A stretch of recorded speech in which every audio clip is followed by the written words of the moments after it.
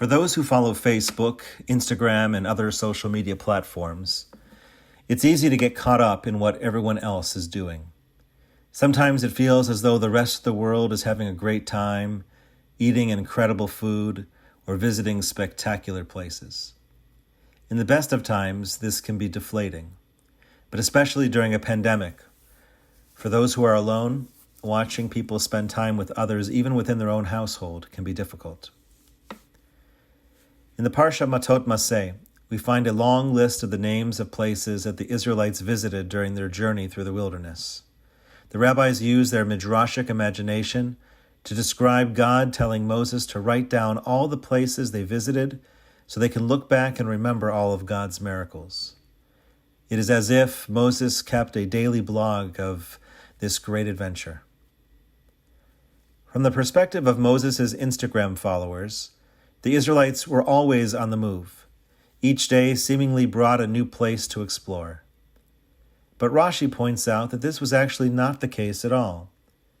If we discount the first and last years when the Israelites were constantly on the move, there were only 20 stops during 38 years. So while it may have appeared to the casual observer that the Israelites were always moving, in reality they stayed put for most of their 40 years in the wilderness. The Israelites remained in their regular, normal homes for years at a time. It was just a matter of perspective that made it appear otherwise.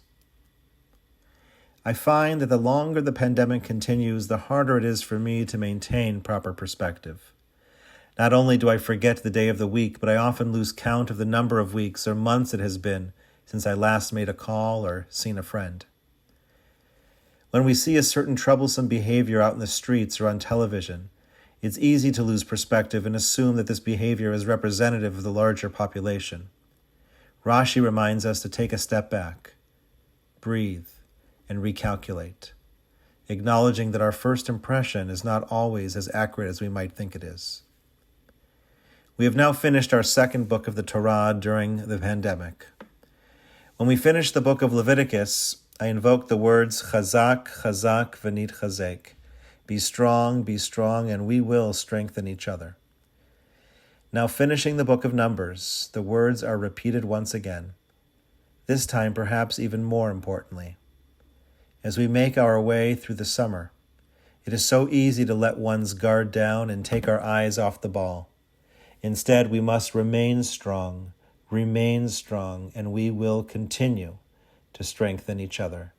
Chazak, Chazak, V'nit Chazek, and Shabbat Shalom.